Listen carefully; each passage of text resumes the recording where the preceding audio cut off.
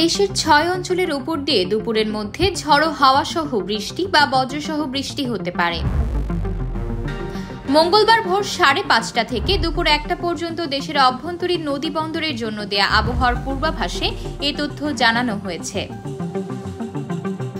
আবহাওয়াবিদ খন্দকার হাফিজুর রহমানের সই করা বিজ্ঞপ্তিতে বলা হয়, রাজশাহী, পাবনা, বগুড়া, টাঙ্গাইল, ময়মনসিংহ এবং সিলেট অঞ্চল সমূহের উপর দিয়ে দক্ষিণ অথবা দক্ষিণ পশ্চিম দিক থেকে ঘন্টায় ৪৫ থেকে ৬০ কিলোমিটার বেগে অস্থায়ীভাবে দমকা বা ঝড়ো হাওয়া সহ বৃষ্টি অথবা বজ্রবৃষ্টি হতে পারে।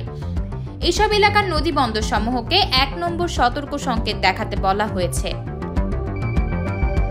এদিকে সবশেষ ৭২ ঘন্টার আবহাওয়ার পূর্বাভাসে বলা হয়েছে, মৌসুমী বায়ুর অক্ষের বর্ধিতাংশ বিহার, পশ্চিমবঙ্গ ও বাংলাদেশের মধ্যাঞ্চল হয়ে আসাম পর্যন্ত বিস্তৃত রয়েছে।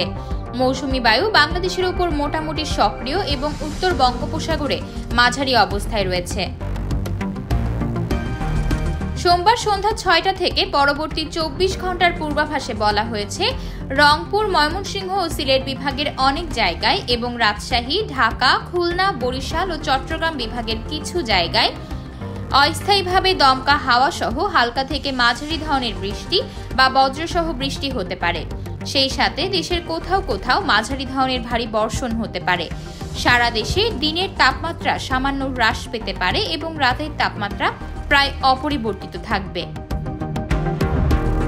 আতকিয়া মাইমুনা, বার্তা 24।